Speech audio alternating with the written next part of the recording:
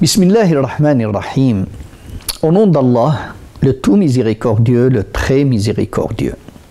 Louange à Allah et que sa grâce, son salut, sa miséricorde et ses bénédictions soient accordées à son élu parmi sa créature, notre maître Mohammed, l'ultime prophète et messager, sallallahu alayhi wa sallam. Mes chères sœurs, mes chers frères, au nom de l'Union des mosquées de France, je vous adresse mes sincères félicitations et je vous souhaite à toutes et à tous un bon mois de jeûne, de piété et de miséricorde.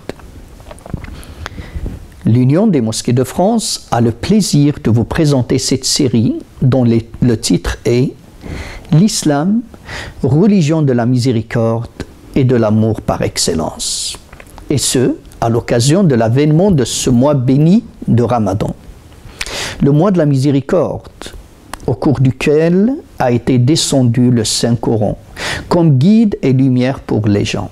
Ramadan, le mois de la compassion, du pardon et de la spiritualité intense. J'ai choisi de vous parler de ce sujet, car aujourd'hui plus que jamais, nous les musulmans, nous sommes entre le marteau et l'enclume. Le marteau de la falsification des extrémistes et des terroristes qui sèment la terreur au nom de Dieu. Et l'enclume d'une poignée de journalistes, écrivains, politiciens qui font de la diabolisation de l'islam leur gagne-pain. Durant ces épisodes, que je prie Allah Azza wa Jal qu'elle soit juste et sincère afin de présenter l'islam authentique, tel qu'il est en réalité, à partir de l'une de ses finalités, qui est l'amour et la miséricorde. Mes chères sœurs, mes chers frères, sœurs et frères de l'humanité, que vous soyez musulmans ou pas, que vous ayez une religion ou pas, le but n'est pas de donner, comme aiment dire quelques-uns, une bonne image de l'islam. Car j'ai la conviction et la certitude que cette grande religion n'a pas besoin de qui que ce soit pour l'embellir ou pour embellir son image. En fait, dans son authenticité, elle est trop belle, elle est attirante, voire séduisante. Malheureusement, en conséquence du déclin du musulman, elle se trouve trahie par la terreur des fanatiques, trahie par les mauvais comportements de quelques musulmans ignorants, et aussi trahie par les complots et l'animosité de ses ennemis et ennemis de l'humanité qui ont perdu le sens même du bon sens et de l'humanité.